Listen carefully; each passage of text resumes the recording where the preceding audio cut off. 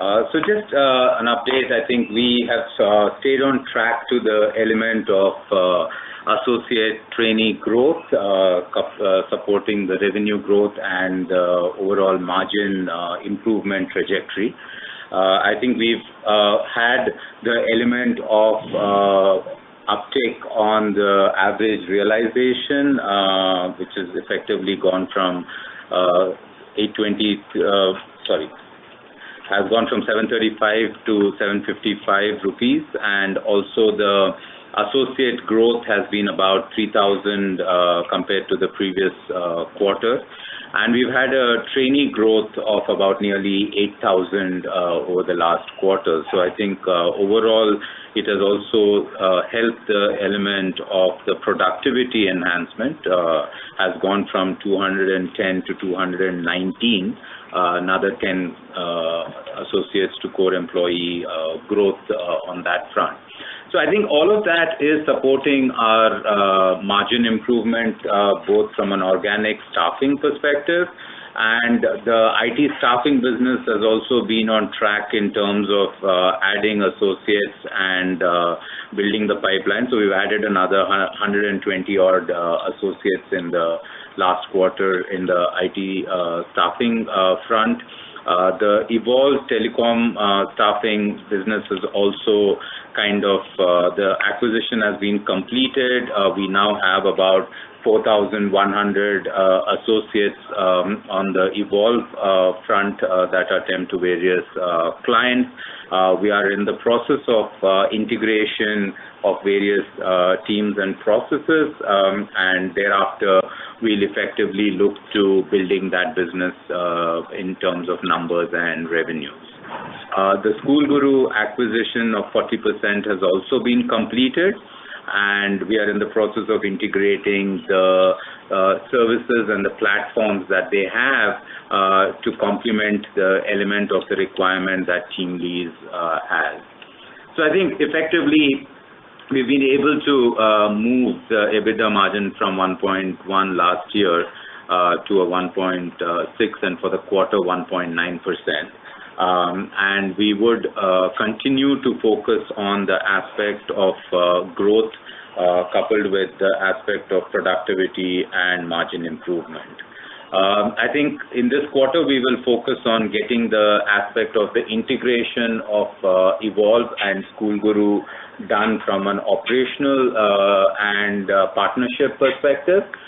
We continue to explore additional opportunities for M&A for the purpose of adding verticals or scale and complementing our existing platforms. So that element of search and exploration continues, and we believe we will look to businesses that complement us either from a product or from a technology or from a people's perspective to kind of taking it further.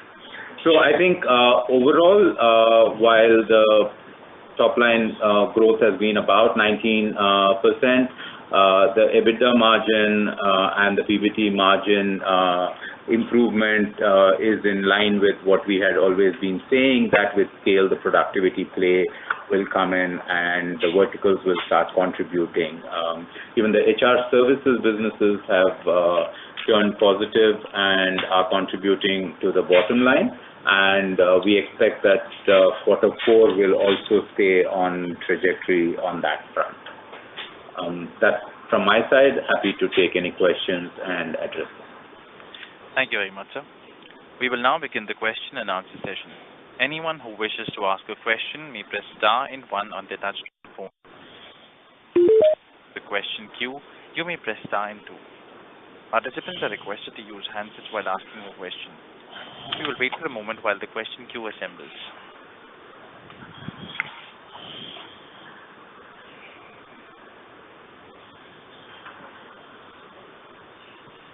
We have our first question from the line of Sudhir Guntupalli from Ambit Capital. Please go ahead. Hello, sir. Thanks for taking my question.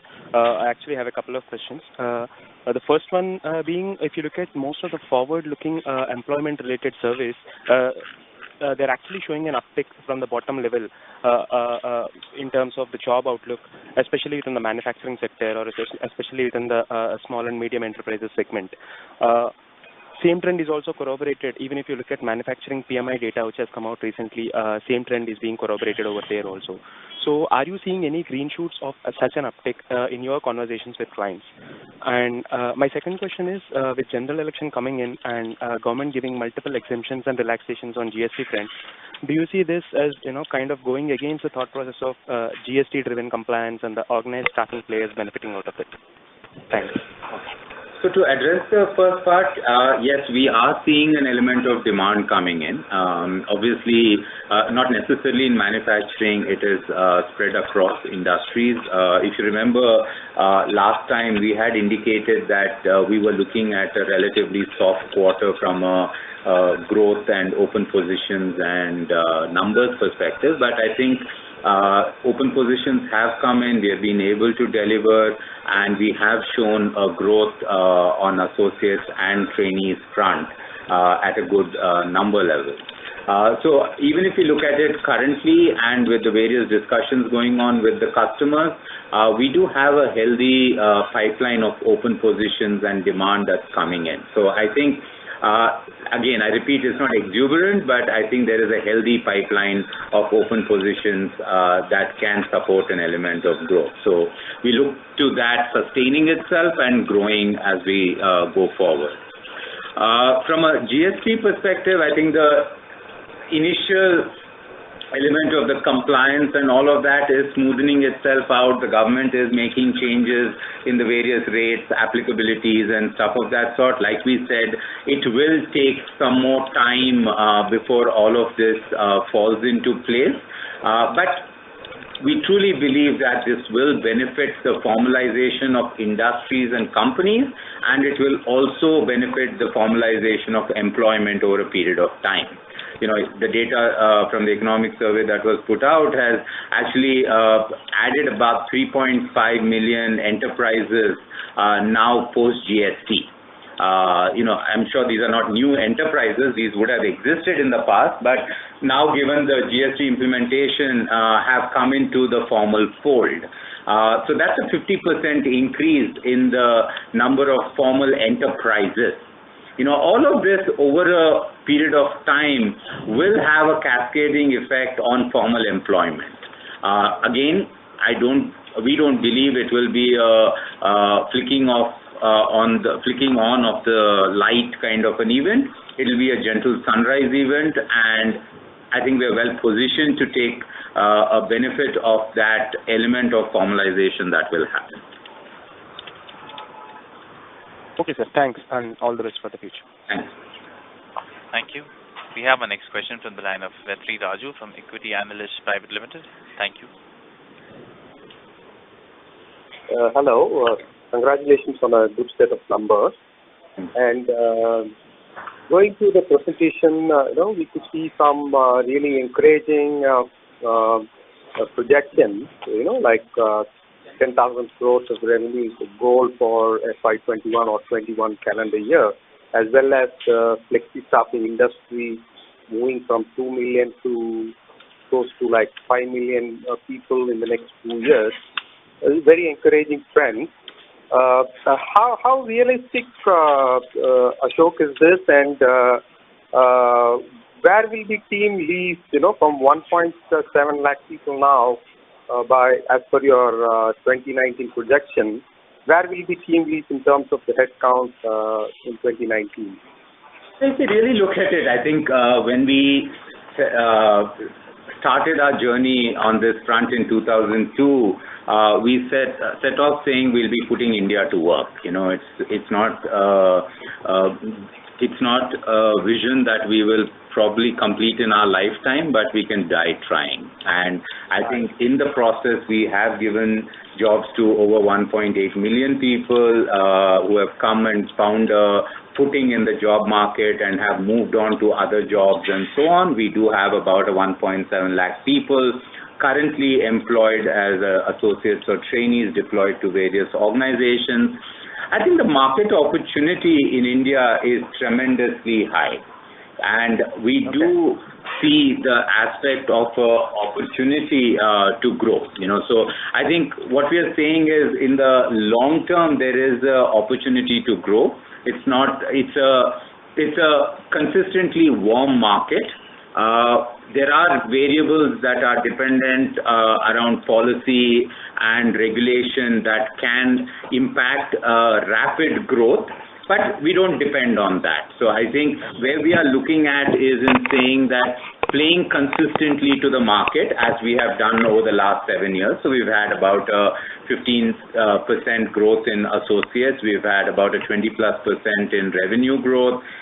We've worked on economies of scale to get the element of a margin improvement. These are trajectories that we will continue to focus on and drive up. Right. So, my next question, Ashok, is not related to any of your financials. It's related to the stock's volume and volatility in the market. Essentially, there is a huge impact cost on the stock. Like if somebody wants to buy 1,000 shares, the impact cost can be as high as like 5, 6, 7%. I'm sure you people will know on days when people just sold 1,000, 2,000 shares. If you look at the transaction, the stock has come down by 5%, 4%, and so on. So is there any thought to make it a little more liquid so that people who want to buy can confidently buy without much of impact cost? So I think as a company and as the management, we are focusing on the E part of the exercise, which is the earnings and the element of margin improvement and stuff. I think we've got a sufficient float out in the market in terms of shareholding, but obviously it's concentrated to some investors and so on. So I don't think we have a control on the trading volumes per se. But if you notice that over the last 1 year or the last 9 months, the trading volumes have been going up on an incremental regular basis. So our belief is that time is the only solution to that as long as the company stays on track to a consistent performance. Okay. Okay, thank you. Now I'll come online if I have further questions. Thanks and all the best for sure. Thank you. Thank you. We have our next question from the line of Anuj Gupta from Perfect Research. Please go ahead. Yeah. Good evening, sir. Hello? Yeah. Hello? Yes. Yeah, good evening, sir. Sir, my question is, how do you deal with regional players who may not be compliant with regulations in the spirit of law or even letter of law and undercut you? So that's the playing field we are dealt with, and we really have no control. So if we look at it, the reality is that globally about 5 to 15% of a country's workforce tends to get outsourced, and 100% of that is in the formal space. In the Indian context, while a larger percentage, nearing 30%, is outsourced, only 1.5% of that is in the formal space that players like us are in, where all compliances are comprehensively driven. So there is a large element of outsourcing that happens through informal small players across the country. So I think clearly where we are coming at it is in saying that with the various government policies of labor laws becoming simpler, the element of enforcement becoming better, coming online and so on, will drive the element of formalization. So even if we look at the growth of the last few years for us, it doesn't reflect the element of the economy growth rate or the element of job creation at those rates. It's a combination of new industries coming in, existing companies increasing the share of outsourcing, the aspect of some element of formalization happening with the outsourcing that various companies have.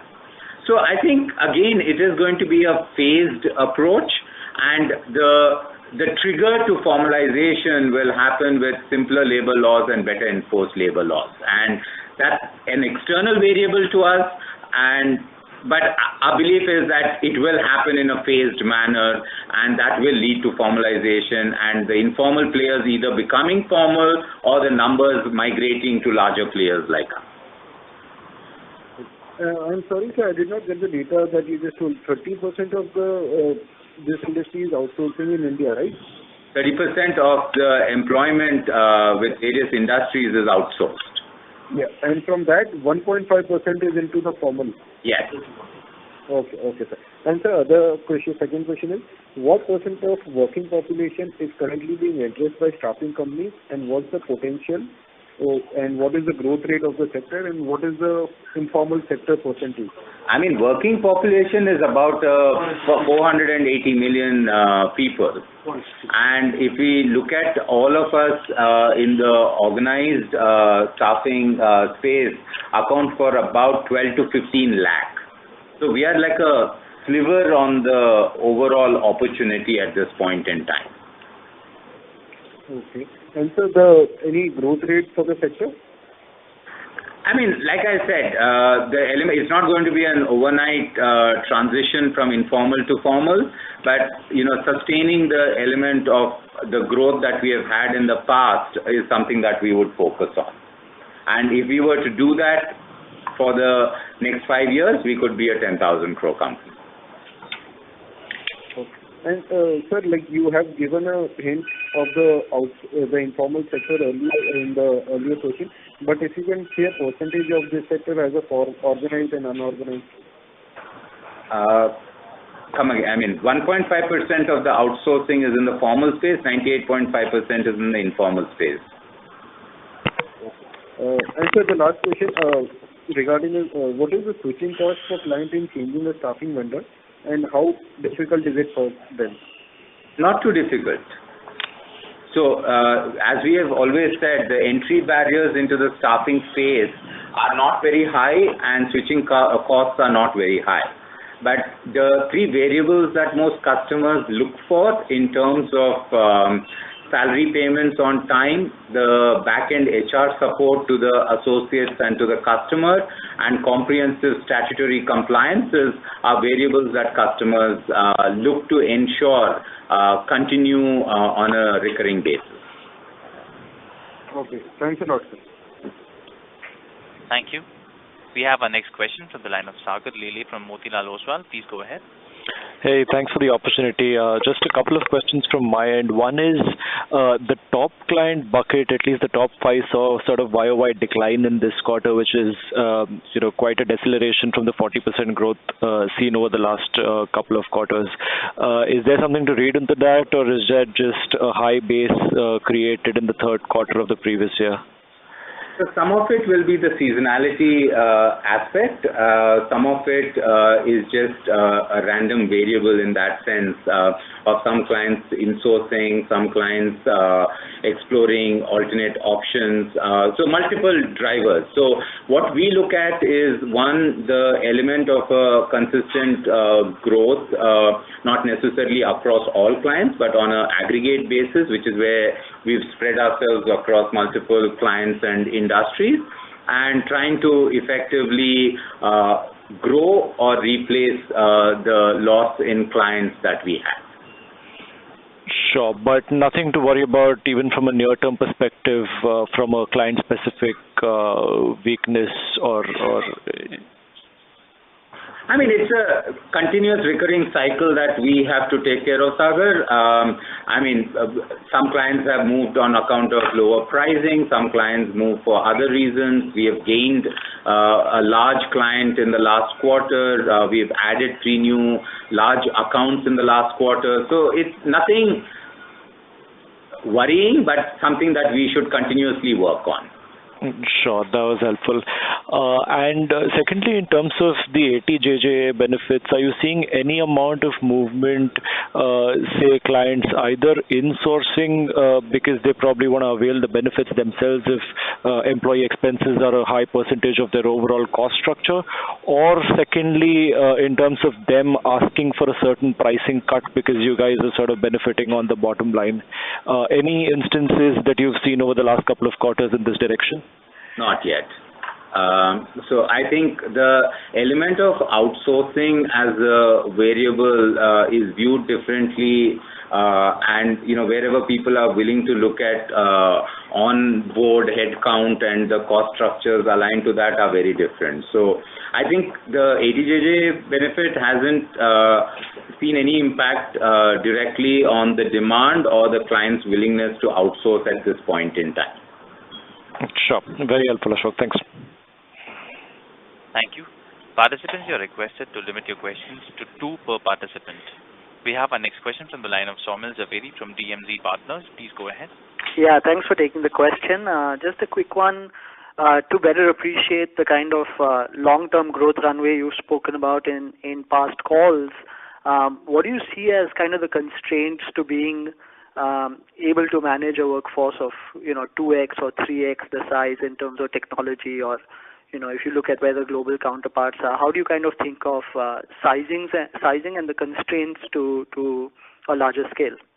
So I think it's a continuous learning from our perspective to factor on technology, process, and people to be able to handle scale and the growth that we foresee.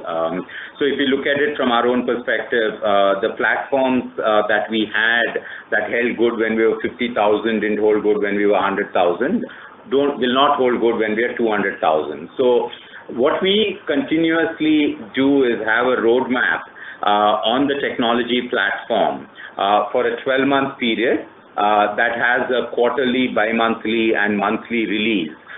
That's kind of automating, factoring for new technologies, for new variables that kick in, and so on, so that it prepares us to handle the volume perspective. We also continuously relook at the org structure and the internal metrics to see how we can be more effective and output driven.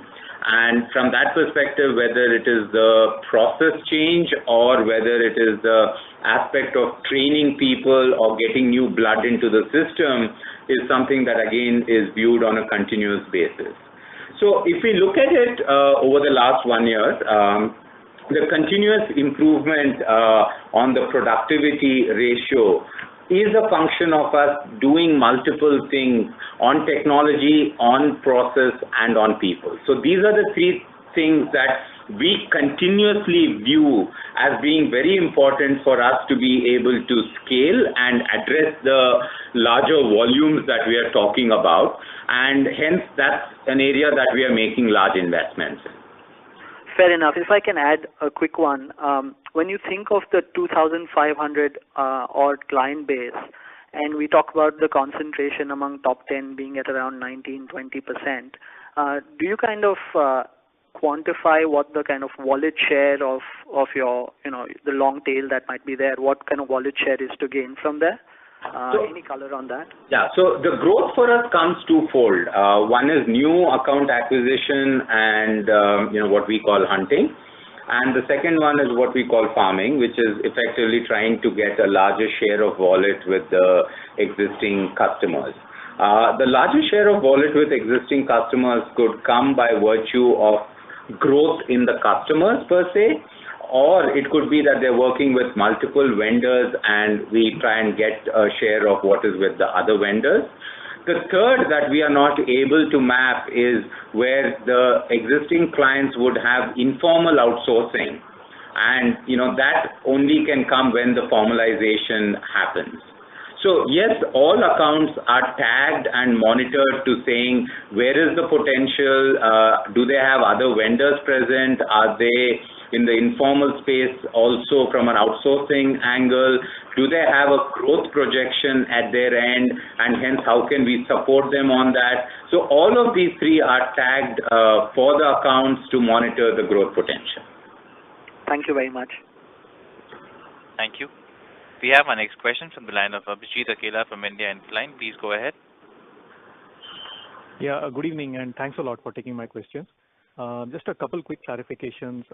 In the segment financials, we see that the unallocated expenses line has seen a big increase. I think it's about 6 odd crores for the quarter. Is there any one-off expense embedded therein? If you could just comment on that, please.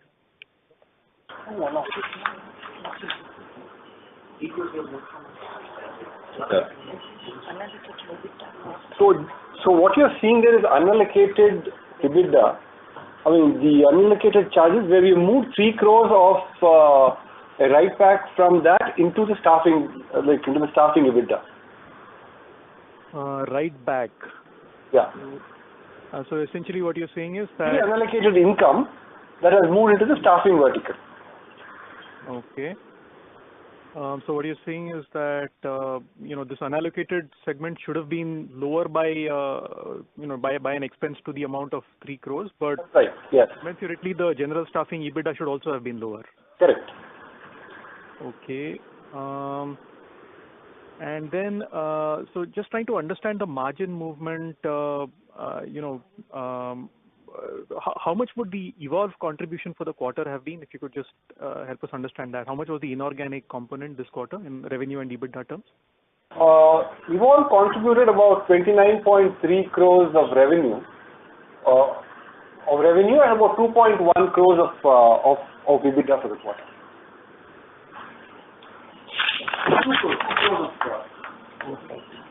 And this is only for 2 months actually. Right. Right. So, yeah, just to understand, any one-off items at all impacting the margins this quarter? Because I would probably have expected slightly more, margin improvement, given the kind of, revenue pickup we've seen.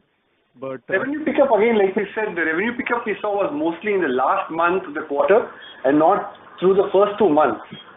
The staffing, the associate increase also happened in the month of December. So the revenue pickup of that would probably get kicked in during the current quarter. Okay. And so adjusted for that one-off gain that you talked about within the general staffing segment, the margins would have been stable sequentially. That's right, yes. Okay, okay, understood. Yeah. Fine. One last question. Your last quarter, of course, we had some insourcing of clients, insourcing of associates from clients. You've seen a bounce back this quarter. Now, how does the outlook look like, going into 4Q and then FY19? Are you sort of seeing that you can return to the historical levels of, say, 15 to 20% associate headcount addition for FY19? I think we are seeing a good pipeline of open positions coming in and a much more positive outlook from companies in terms of the overall hiring pattern. So the continued focus should drive us to that. So if you look at it between our trainees and associates, we have been at that 15% addition. It's just that it's been more of trainees this year than associates. Okay. Thank you so much and wish you all the best. Thank you. Thank you. We have our next question from the line of Vaikom Kumar from JM Financial. Please go ahead. Hi, Ashok. Thanks. Yeah. Congratulations on good set of numbers. Mr. Kumar, sorry to interrupt you. May I please request you to speak a little louder? Yeah. So my first question is regarding the general staffing associate growth. So compared to previous quarters, it's been slightly weak at about 6% YOY. Are there any particular reasons for this weak growth? On the associate front? Yeah. Yeah, so like we had mentioned last time, there were some elements of insourcing, the uncertainties around GST, the element of Q3, if you look at last year, was the best quarter we have ever had given the demonetization that happened at that point. Okay. So we have not had any specific trigger in this quarter per se. Okay. And also I think we have kind of overcome the element of the reduction in numbers that we had in Q2 to kind of grow the numbers. And if you look at it, we've had a much more positive transition or growth on the NetApp trainee front. So we've had effectively over 17,000 trainee growth in the current year. Okay. And are we seeing any particularly strong demand from any particular sector? No, it's kind of widespread still. So there's no one sector kind of driving it at this point. It is widespread demand at this point. Right. And coming to the IT staffing margins, there's been a slight decline from about 15% last year to about 9% this year. To about 12.7% this year. So we had indicated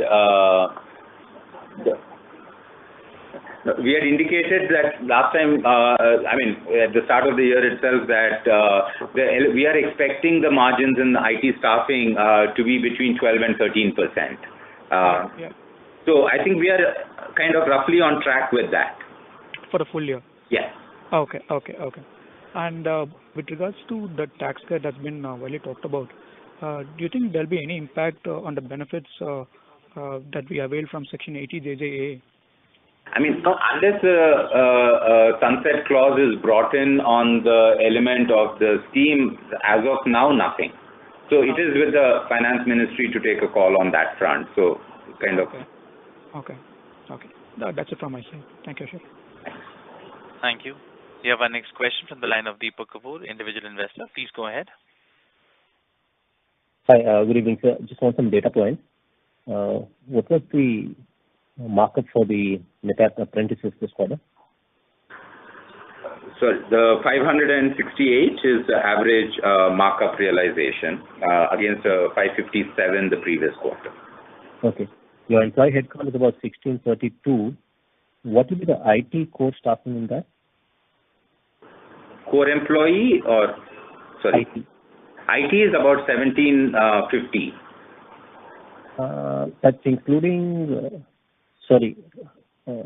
last quarter there was a number of core staffing employees, 764, and HR services employees. You want the staffing headcount for from TeamLease is 780. 781, yeah. But what about the HR services employees? The balance really from the 1,300, so the 600 and odd. Okay, it's okay. Yeah. So one of the previous callers was asking a question on the unallocated EBIT, and you explained that 3 crores of unallocated income was moved into general staffing. Could you explain the nature of that income that was moved into? So typically what happens from the accounting side, and this is a debate we've been having with auditors all through, is that when we make provisions for bad debts or other provisions that happen from specific P&Ls, but when they have to be reversed thereafter, they used to put it in the unallocated side. Okay. So I think this, after much debate, one of those write-backs, we were able to convince them is that it's specific to the staffing business and should go back in there.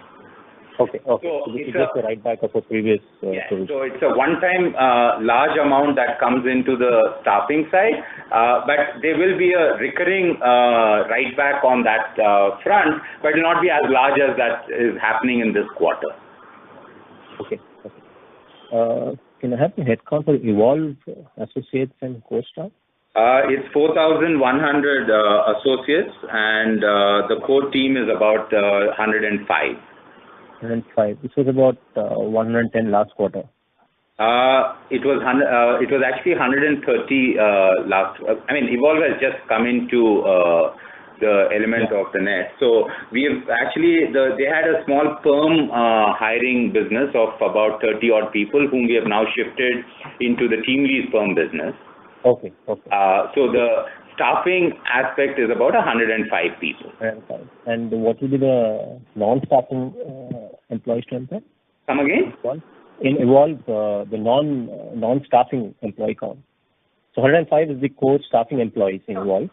There is only a staffing business there now. So, okay, so that's what you moved there. Okay, fine. Yeah. All right, that's it. Thank you so much. Thanks. Thank you. Anyone who has a question at this time may press star and one.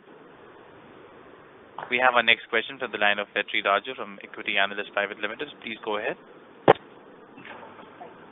Yeah, thanks for taking a follow-through question. And my question is on the Evolve. A couple of quarters back, I remember that telecom is actually not in the pink of health, and it's not doing very well. And then last quarter, we actually acquired Evolve. I'm sure there is a strong reason for that. What is your view in terms of the technology moving to 5G and so on? Will that lead to a robust demand of the telecom employees in Evolve? Yes. So when we made the statement from a general staffing perspective that telecom was soft and the whole price war was impacting the element of open positions and stuff, that was from the general staffing side, which is largely around sales kind of profiles. Okay. Evolve handles some of the more technical and infrastructure management related kind of profiles, and that element of the segment is actually seeing an uptake. With especially as 5G happens, what happens is typically when you move to a 5G at a location, you move the 4G infrastructure to a next Cat B location, and you move that tower to the next location, and so on. So okay. I think what we are seeing from the profile sets that Evolve caters to, and which is also in a way why they're at a higher margin relative to the general staffing, is that the profile requirements are different. The demand on that side still continues to be there. And if we look at projections in dialogue with the various companies that they have been working with, the projected demand seems to be very high in the coming 2 years. Okay. So, belief is that the potential is still quite large on that front. Okay, and will Evolve be a beneficiary, in terms of fiberization of the towers? We keep reading that just 2 out of 10 towers are fiberized, and there is a long way to go. Is that kind of help Evolve also? Yes. So any element of a technology change or a technology uptake around the network aspect is beneficial to Evolve. Okay. Thanks, Ashok. Thanks. All the best. Thank you. Thank you. We have our next question from the line of Saumil Zaveri from DMZ Partners. Please go ahead. Yeah, thanks for the follow-up. When you think of per employee markups of where we are in general staffing of about 755, to what extent is the thought process a target-based type approach of thinking of mix and things like that, or and to what extent are we largely price takers, if I may say it that way? I mean, I think largely we are price takers, given that 98.5% of our market is informal and is kind of has hidden revenues with which they can play to the client mandates. But having said that, if we look at what we said in the past and are continuing to stay on track for, our average realization has improved about 5 to 6% year on year.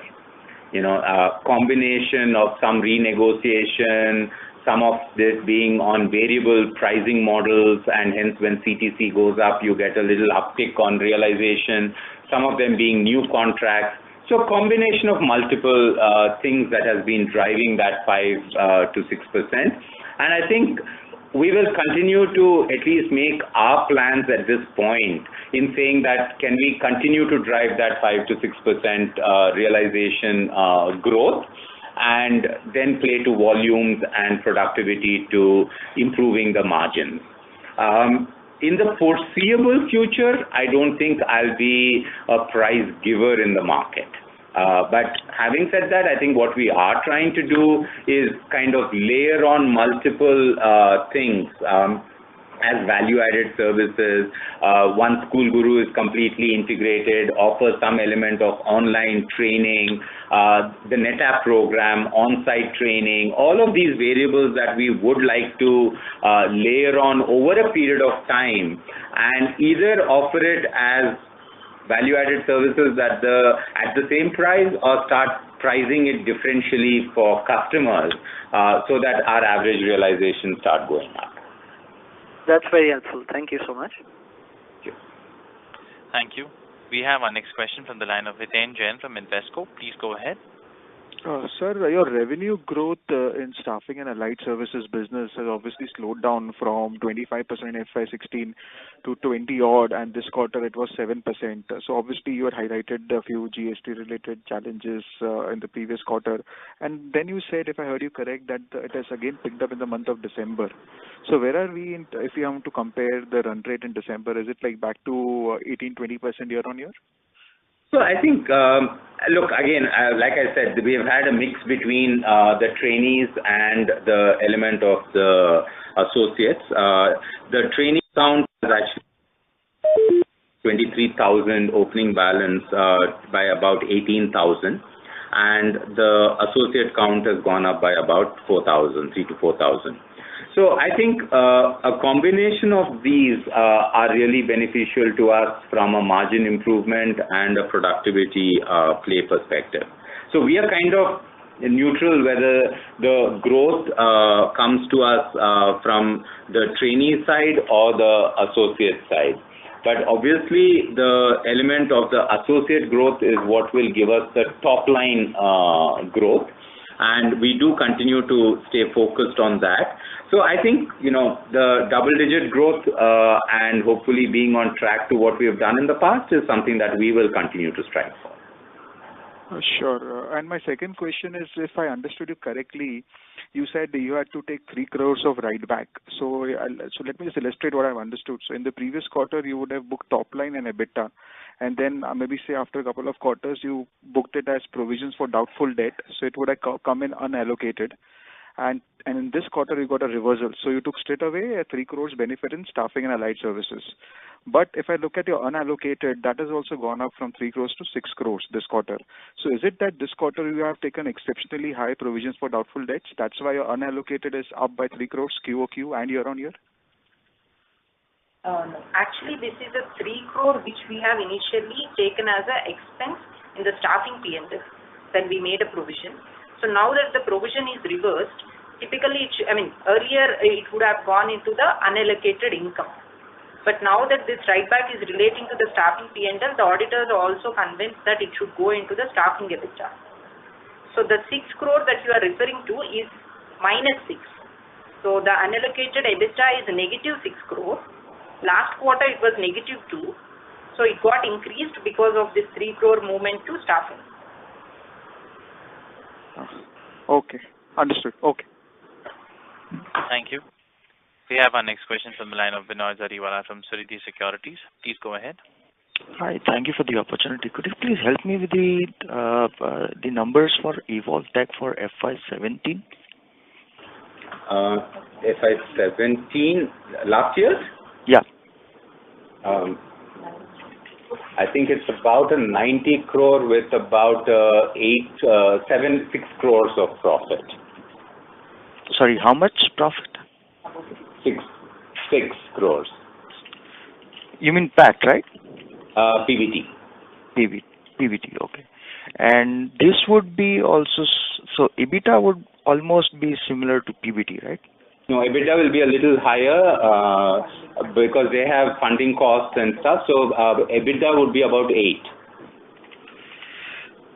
Okay. Now, on your comment that IT staffing, the IT staffing EBITDA margin would be over 12-13%. Was this comment in line because the EBITDA margin for Evolve is lower than your other IT staffing companies? Because when I adjust, when I adjust 3Q number for Evolve revenue and EBITDA, the IT staffing EBITDA margin works out to roughly about 19-20% for this quarter. Evolve is only for 2 months in this quarter that we have considered the numbers of Evolve. Yes, that's right. So you gave me a number of about 29 crores revenue. Correct. And 2.1 crores EBITDA, right? Yes. Correct. Okay.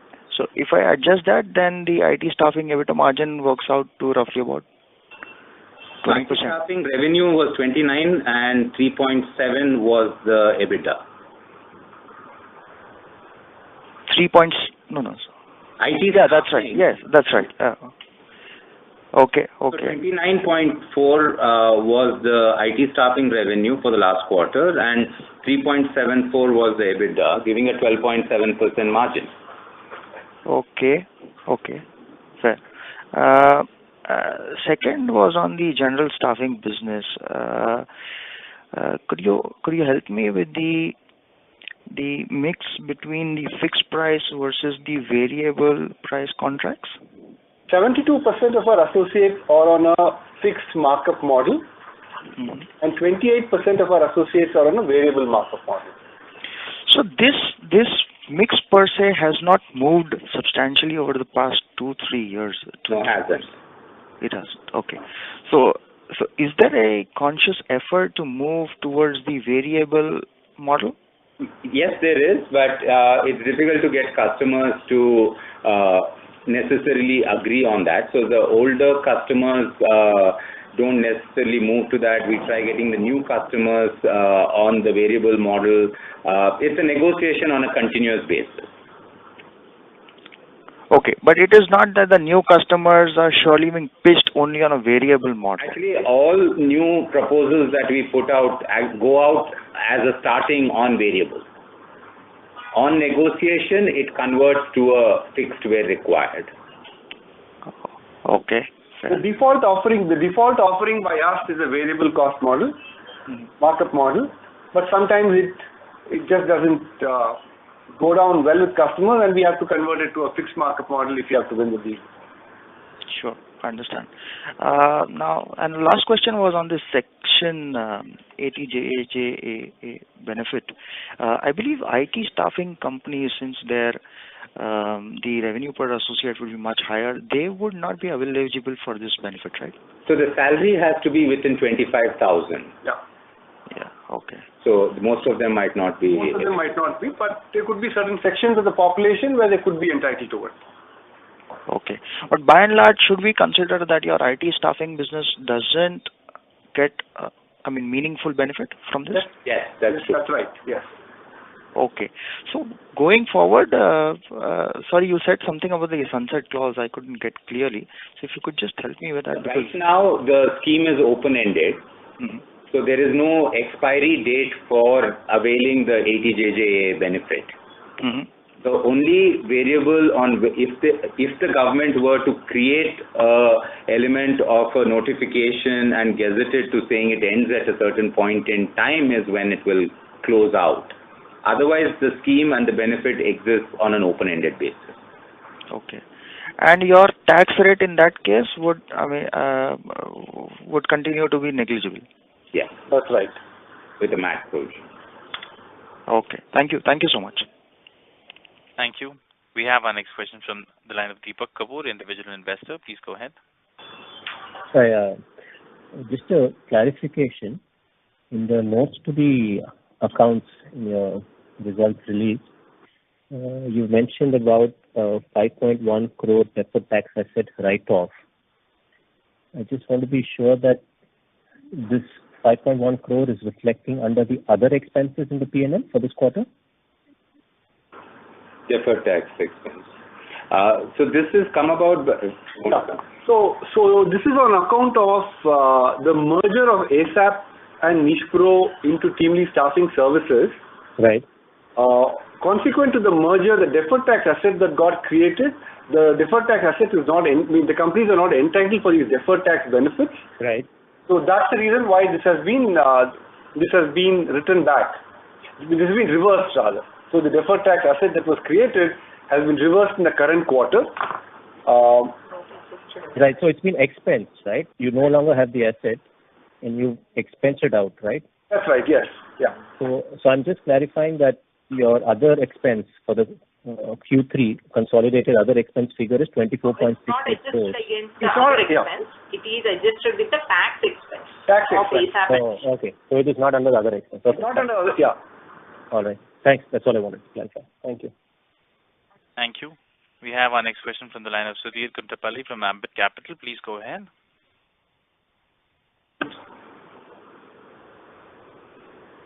Mr. Kuntapalli, you may go ahead. Hello, sir. Thanks for taking my follow-up question.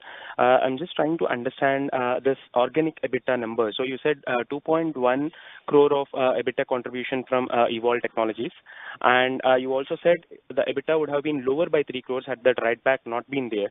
So adjusting for these two impacts, the EBITDA on a YOY basis is... So instead of against a 10.6 in Q3FY17, we would have been 14.6 in Q3FY18. In staffing? In staffing. No, sir. I'm asking about the overall EBITDA also. It would have been around 12.9 crore, right? Adjusting for these two. So which is almost same as as what you have reported in the previous year in Q3. Sudhir, where did you get the 12.94 number? Sorry, so 17.9 crore is the EBITDA, consolidated EBITDA for this quarter, and I'm also stripping off the impact of Evolve Technologies. Right. Right, and I'm also removing the impact of that write back when you said in the console numbers. I'm also removing the yes. as in because that's a prior period item and that doesn't really reflect this current period's financials. Okay, so here I have to clarify that 3 crore write back is only under the segment reporting. It's not in the consolidated EBITDA. The consolidated EBITDA is the complete organic EBITDA except for the contribution from telecom, 2 crore contribution from telecom. 2.1 crore. That's yes. Okay, thanks for the clarification. Thank you. As there are no further questions, I now hand the floor back to Mr. Rohit Dakania. Yeah, hi. Would you want to make any additional comments, sir? No, we're good, Rohit. I think we've addressed. Maybe what we will do is have a note sent out on the unallocated EBITDA, because I think many people had a question on that. So we'll prepare a note and send that out. Yeah, that would be helpful. Thank you, everyone, for joining the call. Thank you. Thank you. Thank you. On behalf of IDFC Securities, that concludes this conference. Thank you for joining us, and you may now disconnect your lines.